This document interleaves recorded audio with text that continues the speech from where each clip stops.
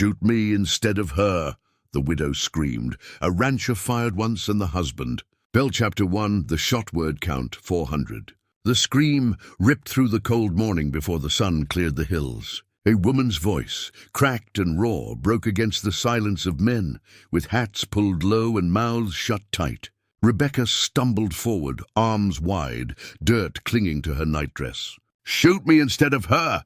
Her voice cracked again. "Don't touch her, Eli. She's just a girl." The girl, no older than 17, shivered behind her, hands clenched at her sides, bare feet pressed into frosted grass. Her name was Clara. Her lip bled. The rancher's rifle didn't shake. Eli stood tall in his coat, still as the barn behind him, boots planted like roots. His eyes flicked to the crowd. No one moved. No one breathed. Rebecca kept her body in front of Clara. "Please," she whispered, eyes locked on him now. "Please." Eli lowered the rifle for a beat, then raised it again, aimed past her shoulder. She turned just as the trigger clicked. "One shot," a man groaned, then collapsed. Behind her in the mud, her husband lay on his side. Blood spilled from his chest. His hand still reached for something, the girl, a lie he hadn't finished telling. The rifle dropped to Eli's side. Rebecca didn't move. Her breath came sharp and slow. She looked at the girl, looked at the blood. "Why?" she said. Not a question. "Not yet," the girl cried then, quiet, like a child who knew it was safer not to scream. Rebecca reached for her, but her hand hovered, unsure. Eli spoke. "He was gonna run." Rebecca turned. "He touched her," Eli said. Her mouth opened, closed. "He was mine to handle," she said. "You screamed," Eli answered. "That gave me permission." Boots shuffled. No one left. Rebecca knelt by her husband's body, touched the place where his wedding band used to be. He hadn't worn it in 3 years. She said nothing, just pressed her palm to his still warm neck. Eli walked past them both. "Tell the sheriff," he said. "Or don't." Someone coughed. Rebecca stood slowly. Her dress was red now. The rifle still smoked, and the girl kept weeping behind her, small and shaking, like the scream hadn't ended yet. Chapter 2. Red dust word count, 350. The sheriff's boots crunched over the gravel, slow and unsure. Dust still hung in the air. Blood soaked into the dirt. He took one look at the body and frowned. What the hell happened here? Eli didn't look up.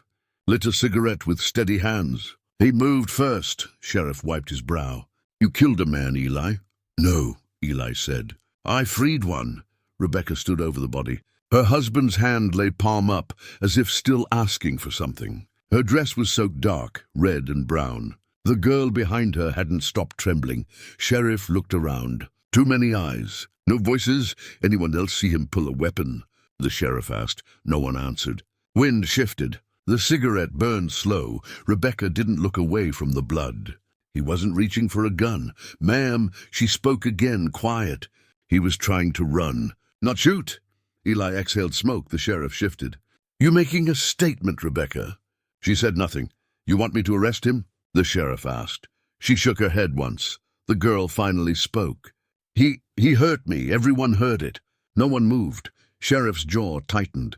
"When?" "Last night," Clara whispered.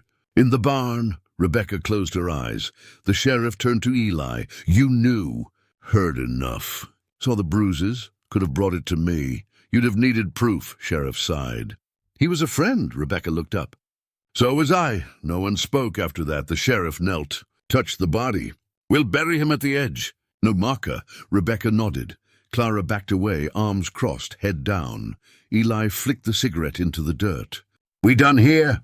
Sheriff hesitated. "Not yet." Rebecca stepped away from the blood. Her feet left prints in the dust. Sheriff looked at her again. "You sure you're okay?" She didn't answer. Behind her, the wind picked up. Red dust swirled over the body. The girl walked toward the house, slow and small. Eli walked the other way, back toward the barn. Rebecca stayed standing, arms loose, face blank. No one cried. Not yet. Chapter 3. Widow's silence, word count, 300. Rebecca walked alone. Her shoes dragged through the dirt. Every house she passed had curtains drawn. One boy stared from a porch. His mother pulled him back inside. She climbed her porch steps. They creaked like always. The front door stuck a little like always. She left it open. Inside, the air felt heavy. She didn't wash the blood off, just peeled the dress over her shoulders, dropped it in the hallway, and stepped barefoot across the wood. Her hands shook when she poured water into a chipped cup. She didn't drink it. Someone knocked, slow, 2 raps.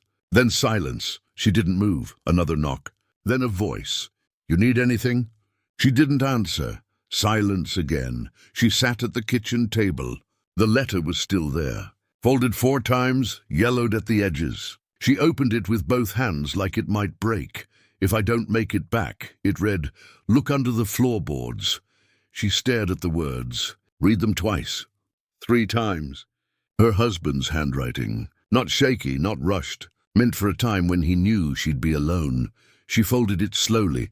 Outside, crows gathered on the fence. Black against the pale sky. The knock came again. Firmer. "Rebecca." Still nothing. She moved to the back window. Watched the wind lift dust along the road. The barn door swayed open, then shut. She touched her wedding ring. Slid it once. Didn't remove it. The 3rd knock was softer. She closed her eyes. Counted to 10, then 20. Silence again. The crows didn't leave. Chapter 4. What was buried word? Count 350. Rebecca pulled the rug aside. The floor groaned. She dragged the table back with both hands and knelt down. The boards were nailed tight but old. She fetched a crowbar from the shed. Didn't bother with shoes. She wedged the metal under the plank and leaned. Wood cracked, dust rose. She coughed once, then kept going. The 3rd board lifted clean. Inside the dark, a small metal box, grey, locked, but the lock had rusted. One hit from the crowbar split it. The lid popped open. She reached in. First a badge, faded, bent, sheriff's star. The engraving barely visible. Date on the back, 20 years ago. Before she met him, she held it in her palm. It felt cold, heavier than it should have. She set it down and pulled out the 2nd item. A drawing, crumpled, water-stained, torn at the edge. A little girl. Stick figure, holding a rifle bigger than her. Crayons smudged. Sun and fence in the corner. She turned it over. On the back, a name in careful pencil. Millie. Rebecca froze. She whispered it. "Millie?" The handwriting looked like a child's, but the date, bottom right corner, was wrong. Long before her Millie was born. She stared hard. Her chest tightened.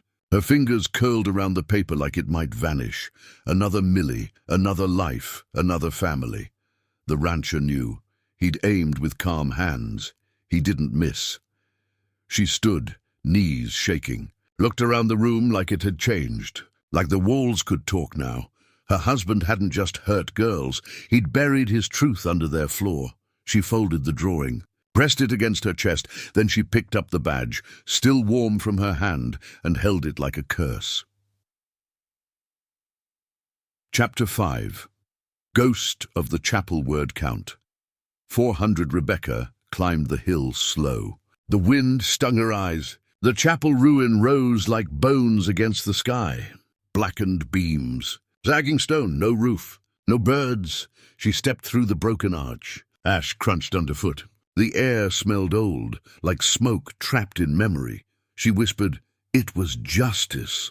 A voice behind her muttered, "Some say revenge." She turned. No one there. She moved deeper inside. Light poured through holes in the walls. She stepped around splintered pews, burned books, broken glass. The altar stood crooked, scorched and cracked. She knelt, brushed away soot. Her fingers found grooves in the stone. She leaned close, etched beneath the ash. "Rebecca, forgive me?" She stopped breathing. Her hands froze. The words were crude, rushed, like they'd been carved with shaking hands. Blood had darkened the stone, her name. She stepped back, fast.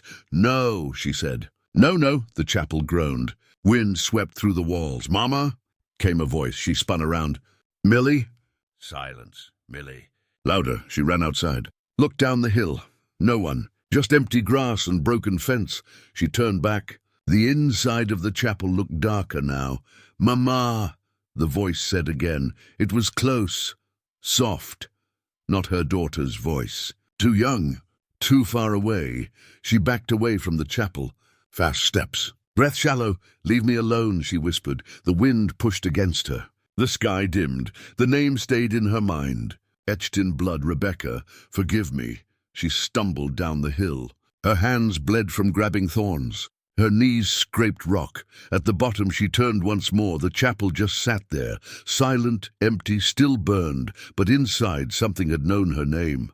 Before all this, before Eli, before Clara, before she ever found the badge, she looked at her hands, dust, ash, a smear of red. She whispered, "Forgive who?" But the wind didn't answer. Behind her, the crows circled. The name still burned in her mind. Not her daughter's voice, not a memory, something else, something waiting. Chapter 6. Fire beneath the fields. Word count 500. Rebecca pushed the barn door open hard. It banged against the wall. Dust rose. Eli was at the workbench. Hammer paused mid-swing. "Tell me why," she said. He didn't turn. "You already know." "No, I want your mouth to say it." He set the hammer down, wiped his hands on his jeans. "Because you couldn't." She stepped closer. "He was my husband. He was a badge-wearing devil. He was her father." "No, he wasn't," Eli said. "Not in the ways that matter." Rebecca's breath hitched. "You said he buried girls." "I dug 'em up," Eli said. 3, all under his patrol line. All vanished quiet. "All young." She stared at him. He looked back. "You think this land's red from clay?" Her hands balled. "Why didn't you say anything?" "I did," he said. "No one listened. You could have brought him in. He was the law. Who was going to lock him up? Himself?" She moved closer. "You worked with him." "I served under him. Long time back, before he vanished, a whole family on the ridge." Her face twisted. "What family?" "Young mother. 2 girls. Older one had your eyes." She flinched. "You're lying." "I wish I was," Eli said. "One of those girls drew pictures. Just like the one you found." She looked away.